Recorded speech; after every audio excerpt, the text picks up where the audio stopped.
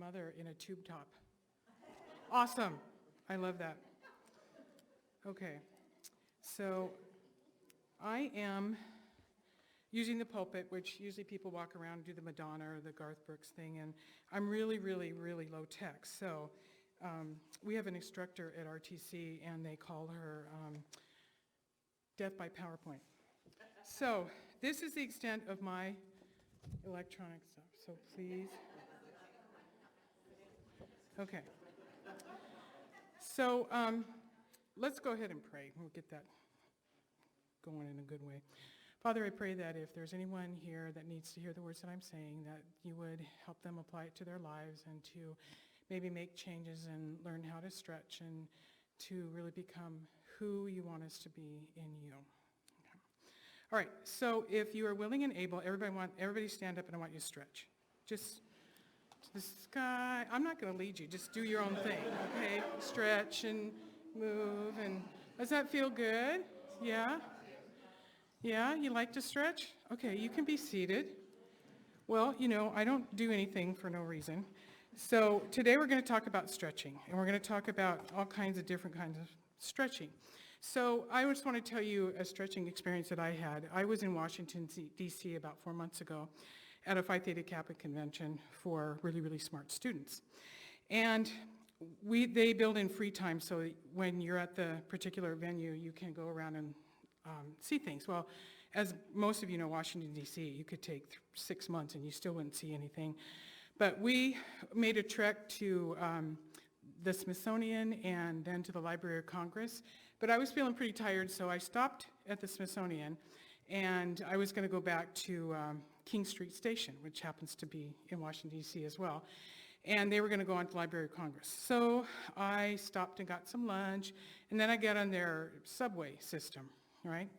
Well, we kept going and going and going and going, and I'm not seeing King Street Station anywhere.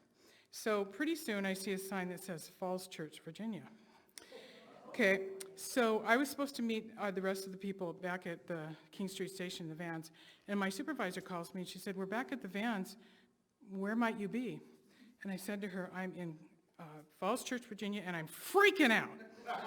And she says, "Oh, okay, you think you can find your way back? I will be fine." And I gave myself 1 more minute to panic and freak out, and then I did what I needed to do and got back. However, I was carrying this around, so I might as well have a neon sign above my head that said, "I am a tourist, please mug me." Right? So that was kind of a freaky stretching experience for me. Well, I want you to think about stretching yourself out of your comfort zones when it comes to reaching out to people. When I use the word stretch, I mean stretching by reaching out to people and other kinds of stretching as well, to very different people. I want to tell you about my friend Dimitri. Dimitri is a 23-year-old young black man who attended Renton Technical College. He got his high school degree through RTC, and then he went into the welding program, and he is gainfully employed today. Well, he and I really bonded, and we got to be good friends. And he told me about a time where he went hiking with 2 of his white buddies. And they were hiking and hiking and hiking, and I don't know if anyone here who has hiked has ever gotten lost, but they got lost. And so they were trying to go in the general direction of where they thought the car was. And they technically trespassed through someone's yard. And he told me that when he was doing that, he was praying that the homeowner wasn't going to come out and shoot him, and that he was going to make it through this so that he wouldn't get in any kind of trouble or anything like that, or be hauled off to jail, or have the police come. What he taught me in my stretchingness is that I have no idea what it's like to be a young black man in this world, but he gave me a teeny, teeny, tiny window into it. Now, I'm heading to 60 at the speed of light. It's a matter of days before that happens for me. He's a 23-year-old black man. We would talk about football. He's a Raiders fan, but I don't hold that against him too much. He likes animals. I love animals. We would talk about all kinds of different things. When my dad we had the service for him at Tahoma, we had a 3-gun salute, and I have that up in my office, and he comes in, he said, "What are you doing with a 22.93 toward caliber?" I have no idea what that means. In your spent casing in your, and so he knows all about this gun stuff, and I know nothing, and I don't like guns and all that kind of stuff, but he showed me just a little tiny bit of what it's like to be a young black man in the world today. He's constantly having to make sure that he doesn't go to the wrong part of town at the wrong part of wrong time. And so I learned a lot from him, and it stretched me. It's totally stretched me. Okay, so I am going to be having scriptures read throughout. So Chris is going to read the first one from Romans. Okay, Romans 15:7. Accept one another, then, just as Christ accepted you, in order to bring praise to God. Okay. And you know what Dimitri would do is he'd come into my office and he'd go, "Hello, love." And then I would say something back like, "Hello, puppy," which is, pretty important to me because I love dogs. And by the way, Mark Harmon has a yellow lab named Spiny.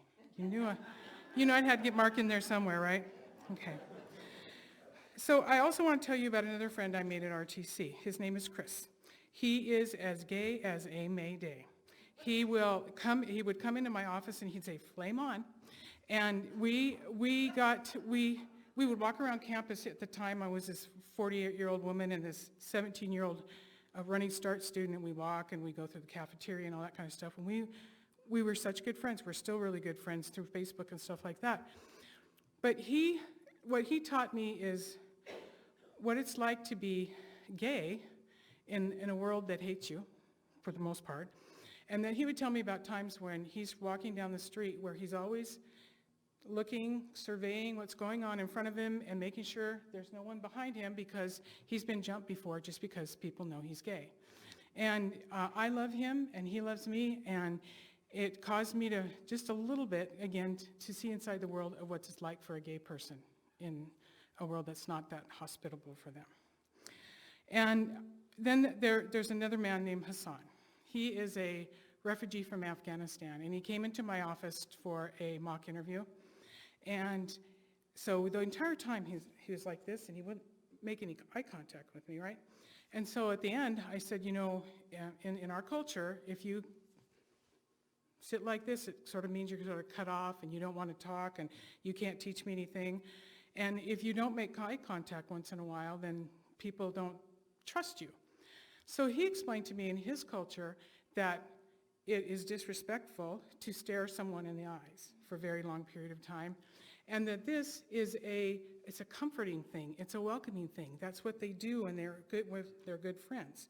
And for me, this is comfortable, but I was able to tell him what kinds of things might help him in this culture, and he was able to tell me that maybe I assume things about people that I shouldn't, and that we need to stop doing that. Lorene is always talking about the refugee family that she's helping. Is her name Moma? Okay. And I remember that I think they invited him over for Thanksgiving, and they were clueless as to why are you doing this and that kind of thing. But they were able to teach them something about our culture, and I know Lorene has learned things about their culture. And isn't that what Christ really wants us to do, is to get to know other people? I mean, we are a congregation of the Christian and Missionary Alliance who reaches out to people who are very, very different than we are. So. I also, my office is designated as a safe zone on campus, which means I took a training that I will not judge or berate people who are from the LGBTQ community. I'm a liberal Christian, and I don't make apologies for that, and if you want to know what that means to me, you're welcome to talk to me. But it's important to me that, as a Christian, that I welcome everyone who walks through that door, and that it is not my place to judge. It is not my place to tell them how to do things or how to live their lives, but just to be there. And you may be the only time they ever see Jesus in their entire lives. So just think about that one. Okay. All right. Now, I'm not suggesting that you go on Craigslist and look for a black friend or a gay friend or, anything like that to find someone, but I'm suggesting that there are lots of opportunities in your lives every day that we miss because we're not looking for them, we're not open to them. And I will tell you that I would not have gone looking for this, but I'm placed in a position where students come into my office all the time, cultures, sexes, sexual orientation, all kinds of different people. And the Lord has said, yeah, you're going to deal with that, Michelle, and you're going to learn stuff. So, and I have. And so I definitely have. And I'm not going to say that I'm comfortable with everything that walks through the door, but I try really, really hard not to judge these folks. All right, so if Taylor would read the next scripture, please. I will do that. Philippians chapter 2, verse 3. Let nothing be done through strife or vain glory, but in lowliness of mind, let each esteem other better than themselves. How many of us esteem other people better than ourselves? It's tough. It is really hard. Tim went like this. And I think that's a struggle for all of us, that we have our needs. We want the attention. We want things to be fair. We want all that. But if you are truly serving Christ, then you do esteem others higher than yourselves, and you try to help them out. Because most of us here are very blessed with money and homes and all kinds of things that we have in our lives, that we're not living on the street or anything like that. So we are able to share, and we're able to share more than we think we can. Just keep that in mind. Okay. All right. So I've just messed up my papers. I'm going to have to beginning. So I wanted Maddie to read one more verse for us.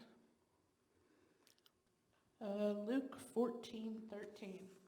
But when you give a banquet, invite the poor, the crippled, the lame, and the blind. Okay. Could you read that again? But when you give a banquet, invite the poor, the crippled, the lame, and the blind. Right. These are folks who cannot repay us for what we do. These are folks they're laying out in the street, they're begging for their living. And I realize that it's a biblical thing, but I know there's some countries where that still goes on. And that some of those people are coming to our country. And let me just say this about boundaries. We develop boundaries. God did not. I'm just saying. Okay. So if, you're, the refugee thing and how people feel about that, we came up with boundaries for countries, not God. My sister Cheryl has worked with a refugee family as well. Not for very long, but I think that she learned some stuff about their culture as well as them learning something about our culture. And so I am going to suggest that we all have some homework to do. That we try to take a look at who's in our lives, where we work, what we do, who we hang out with, and is there anyone who's really, really different from you that maybe you need to reach out to, maybe you need to be nice to. Maybe it's just something like, I like the color of your shirt, or do you want to have some coffee, or something like that. And the other piece that I want you to think about is young people. You can learn something from us elderberries. And elderberries, we can learn a lot from young people. And so I want you to keep your minds open, do your homework, and reach out to someone who's really different than you. Thank you.